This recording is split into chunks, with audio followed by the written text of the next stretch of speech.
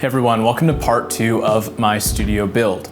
Though the studio's not completed by any means at this point, there are a few additions since the last video that I released, and so I want to go over a couple of those things that I've added to the space.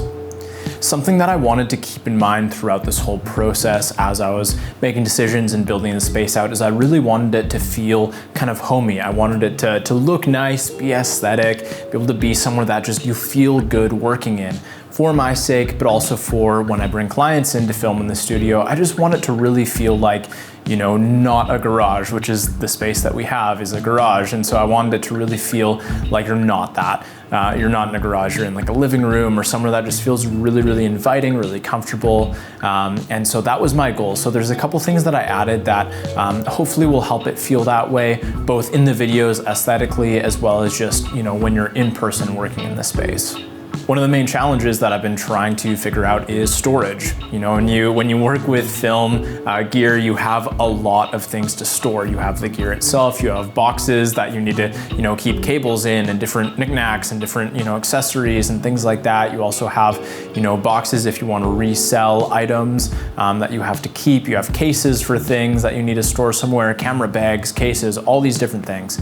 And so I need a lot of storage. And so there's a couple different solutions that I invested in, and one is on the way that I've ordered. So the first thing is a TV console with some storage inside of it.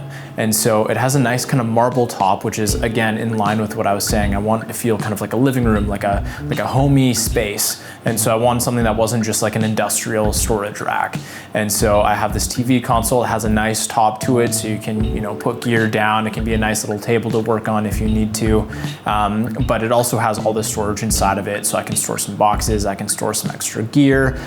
In one of the nooks, I have kind of a charging station set up, and that's something that I really wanted to kind of hide and keep tucked away, was charging gear. I feel like a lot of the times in a studio, when like on a desk or on a table or somewhere, you have all these like chargers out there, and it just looks kind of tacky. And some people do a good job with making like a charging wall and having everything like nicely positioned and all of that, and that's great. But I don't know, I just didn't want that out in the open. So I liked that I could tuck that away and have it in a closed off space where everything's still set up and I can charge it, but yeah, it's not in your face.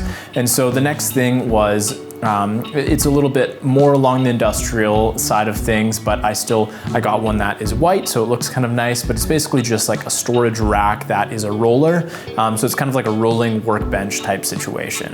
And so it has like a nice gray top. It has some, the metal frame is painted white instead of like a black or more industrial color. And it has storage underneath it. But yeah, it just creates a nice kind of like workspace. And so I found that, or my thought is that I will probably end up having like my roller case that sits on there a lot of the time, so I can easily access my gear, take it in and out, load it in.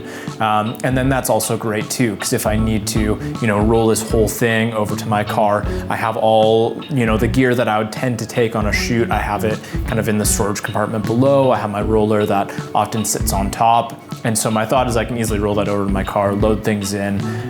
It makes life a little bit easier that way. Or if I'm setting up gear somewhere within the space, I can just roll, you know, this roller over, have all of my, you know, gear inside my case accessible. And so that's kind of my thought process there. You know, work in progress, we'll see how it goes, but that's kind of the thought behind it. I'm not someone that likes to take all of my gear out of my case and then load it back in. Some people like to display it, have shelves where they have their lenses and then their cameras packed away and all of that. And every single shoot, they, you know, figure out what gear do I need, and they put it in their case, and then they take it on the shoot with them. For me, I have found that I'm not very strong when it comes to my memory. And so I've had to kind of create systems that allow me to not have to rely on my memory and still get things done and not be forgetting about things all the time. And so the way that I accomplish that is just by having really strong systems or not having processes where I need to be remembering things. And so one of the things that I eliminated very early on is loading and unloading my case. I found that things just got forgotten that way. And so I just like to have a case where I know that I have everything that I need. I make sure that I always have cards in there. I always have the lenses that I need, my camera, everything I need to power the camera, like all of that lives in that case. And so I know that when I grab that case and go out the door, I have everything I need to be able to film. And same goes with like my stand bag, same goes with my lighting bag. It's just consistent, it has everything in there and nothing ever leaves it, or if it does, if I shoot with it, it gets packed in exactly the same way. And that's a system that I've created that just ensures that things don't get left behind. You don't end up on a shoot and, oh my gosh, I forgot my case with all my SD cards. You know, like situations like that are brutal if they ever come up. And so you want to do everything you can to protect against that. The last piece of storage that I am going to be getting, it's actually on its way, is essentially just a almost ceiling height, gear rack. And so it's the same design and color as the movable kind of workbench that I ordered with the white metal kind of painted. And so it will match, and it's just kind of a practical choice where, I need to be able to have a good chunk of storage, be able to put all my, camera backpacks and cases and stuff like that somewhere, and all my stands and stuff like that. And so that's gonna be the last kind of piece of storage that I have coming into this space. The last piece that I'm starting to add is just some practical lights. And so I only have one right now, but I'm gonna be ordering some more lamps. And the reason why this is kind of like a piece for the studio, obviously, it's aesthetic, you can have lamps in the space, and it's a little bit better than having like overhead garage lighting. But another piece is just for filming. I wanna be able to have practicals in the background and be able to have them actually look nice. And so something that I've added into this practical, and I'll also do with the others that I get, is I added one of those aperture bulbs. And so you can control the color temperature, you can control the intensity of the light, the tint, all those different things you have full control over through the Sidus Link app.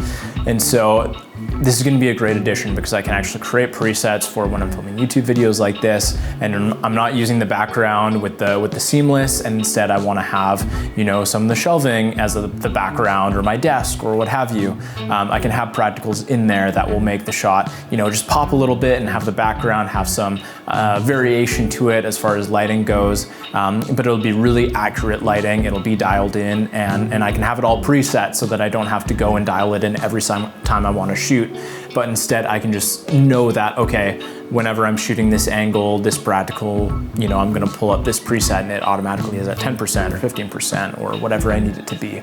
And so that's gonna make life a lot easier from just pumping out videos standpoint. I'm able to work faster and just eliminate a lot of that setup time and time that you take dialing things in.